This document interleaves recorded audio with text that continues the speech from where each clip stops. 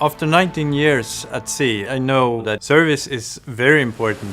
If you want to keep your equipment in a good running condition when it's performing as it should, and if you want to have your equipment safe, then you must maintain it. That's obvious, that's so clear.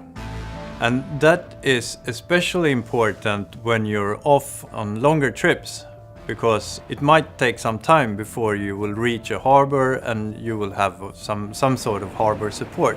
And you need to have spare parts, of course, genuine spare parts, because they have been tested with the equipment and tested for very high speed. I would never try to install some pirate parts. I've heard stories about those who have tried, and that's enough for me. Here we have a very good training center where we have trainings for crews, learn about the separator or any Alfa Laval equipment they need training in. And as I said, if the maintenance is important, it's also very important to know how to perform this maintenance and how to do. You also need to understand how your equipment works. So training is, of course, very important for service.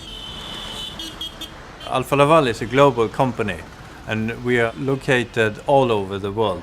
And the closest contact to the customers is, of course, our service engineers, field service engineers, because they are our ears and eyes on board and connecting the customer to us.